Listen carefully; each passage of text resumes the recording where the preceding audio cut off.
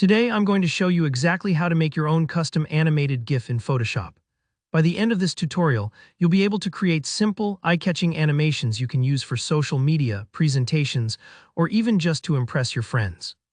If you've ever wondered how those looping GIFs are made, stick around, I'll guide you every step of the way. Let's get started. First things first, open up Photoshop. If you're brand new to this program, don't worry, you don't need to be a design expert here. Once you're in, we'll need to enable Photoshop's animation workspace. Look up at the menu bar and click on Window, then choose Timeline from the dropdown. This is an important step because the Timeline panel is where all our animation magic happens. You'll see a new section pop up at the bottom of your workspace. That's the timeline, and it's the heart of creating GIFs in Photoshop. Next, find and click the Create Timeline button right inside the Timeline panel.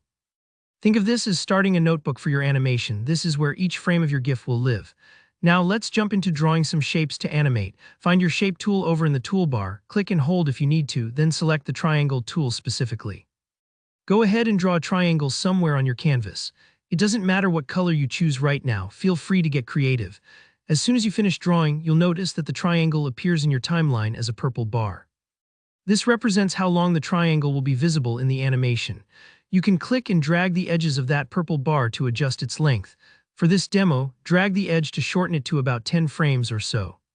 Shortening the bar will make the action play faster. Imagine flipping the pages of a flipbook quickly. The images appear and disappear in rapid motion. If you're unsure, try dragging to the left and see how the speed feels. And remember, you can always adjust it later, so don't worry if it's not perfect yet. Now let's add some more triangles to create a fun sequence. Just repeat the same steps. Use the Shape tool to draw another triangle, and it should automatically appear as a new bar in your timeline.